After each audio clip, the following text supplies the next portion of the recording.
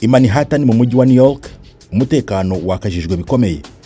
Perezida Donald Trump wahoze ayobora Amerika aritaba urukiko kugirango asomerwe ibyaha aregwa n'ubushinjacyaha bwa leta ya New York. Ibyaha Trump aregwa bishingiye ku mafaranga yahonze umugore umushinja kuryamana nawe.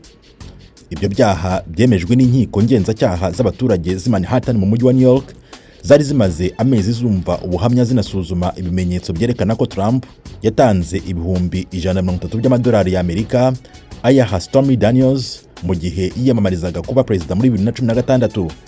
Uyu Daniels yemera ko aya mafaranga yahawe kugira ngo abike ibanga ry'uko yagiranye imibonano mpuzabitsina na Trump muri hoteli yitwa Lake Tahoe muri 2006. Ibi byose ariko Trump arabihakana. Perezida Trump yageze i New York ku mugoroba wo kuri uyu wa mbere avuye muri leta ya Florida aho amaze iminsi aba. Yageze i New York azanywe n'indege ye bwite.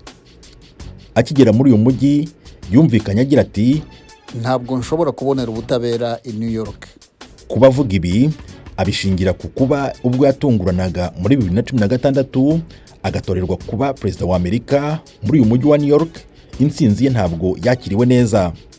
Agaheraho rero yumvikanisha ko atizeye ubutabera bwaho. Aha muri uyu mujyi no ku rukiko ahari bwitaba umucamanza agasomerwa ibyaha aregwa hararinzwe bikomeye. Aragaragara kandi uruvunge rw'abanyamakuru baje gukurikirana iyi nkuru, dore ko abaye umukuru w'igihugu wa mbere ujyanywe mu rukiko mu rubanza nshinjabyaha. Ijoro ryahise yarimaze mu nzu y'umuturirwa ye aho yasanze abantu benshi bamushyigikiye bumvikana bavuga ngo Trump turamukunda. Nubwo ariko bigaragara ko hari abamushyigikiye, ku rundi ruhande Trump we agaragara nk'utishimiye abatavuga rumwe nawe bamusabira ko yafungwa. Umujyi wa New York wafashe ingamba zikomeye z'umutekano aho umuyobozi waho yasabye abantu kwitwararika cyane mu gihe Trump aza kwitaba bwa mbere umucamanza. Mu rukiko biteganijwe ko Trump aza gufatwa ibikumwe n'amafoto mbere y'uko azanwa mu rukiko. Biteganijwe kandi ko ashobora kutaza kwemera ibyaha aregwa. Trump w'imyaka 74 arashaka kongera kwiyamamariza kuba perezida wa Amerika mu matora ateganijwe umwaka utaha wa 2024.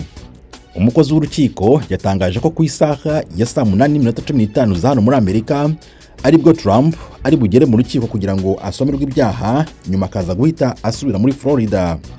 Aho niho biteganijwe ko aza kuvugira ijambo rijyanye n'ibyaha aregwa. Tim Harris Shimwe, Ijwi ry'Amerika.